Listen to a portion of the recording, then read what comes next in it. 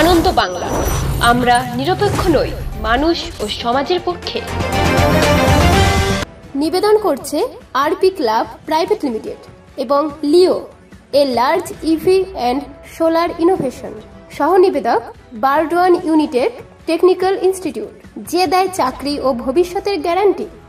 বর্ধমান জেলা ভারতীয় জনতা পার্টির বস্তি উন্নয়ন সেলের কনভেনার সুমিত দত্তের উদ্যোগে বুধবার 350 জন দুস্থ অসহায় মা বোনদের হাতে বস্ত্র তুলে দেওয়া হলো।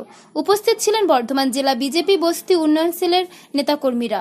আসন্ন শারদীয়া পুজোর প্রাক্কালে নতুন বস্ত্র পেয়ে খুশি এবং হাসি ফুটেছে গরিব দুস্থ সাধারণ মা বোনদের মুখে।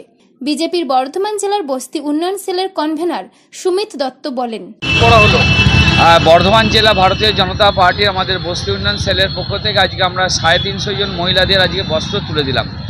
2018 সাল থেকে পথ চলা শুরু এবং তারপর প্রতি বছর প্রতিনিয়ত আমরা পারবিয়াটা আরজি ভবনের সামনে অসহায় দুস্থ মহিলাদের হাতে আমরা শারদীয়ার প্রাক্কালে এই মহালয়ার পুণ্যতিথিতে আজকের দিনে আমরা বস্ত্র তুলে দিই। তাই আজকে আমরা ভারতীয় জনতা পার্টি বস্তি উন্নয়ন সেলের আমি কনভেনার সুমিত দত্ত আমাদের 350 জন মা বোনদের হাতে আমরা বস্ত্র তুলে দিলাম।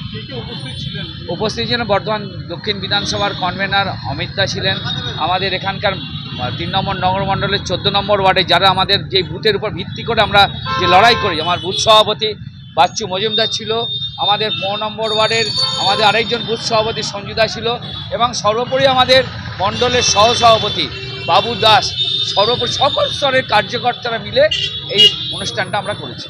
আনন্দ উৎফুল্লিত মনকে অনেক, কেন এই বস্ত্র তুলে দেওয়ার পর যে তাদের মনে যে আনন্দ, সেই আনন্দ আমাদের প্রাণ ভরিয়ে দেয়। তা সেই জন্য শত কষ্ট হলেও আমরা প্রতি বছর এই পারবিঘাটা আরজি ভবনের সামনে আমরা এই বস্ত্রদান শিবির করে থাকি। বিরোধী রাজনীতি করে 350 জন মা বোনদের হাতে শাড়ি তুলে দেওয়াটা কিন্তু বড় ব্যাপার।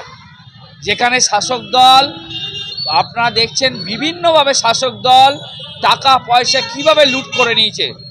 ওভারঅল মার্কেট পরিস্থিতি খারাপ, আমরা চেষ্টা করব আগামী বছর আরও ভালোভাবে আরও বৃহৎ আকারে করার, কিন্তু এই বস্ত্রদান শিবিরের মাধ্যমে মা বোনদের মুখে যে হাসি ফোটাতে পেরেছি এটাই আমাদের পরম তৃপ্তি।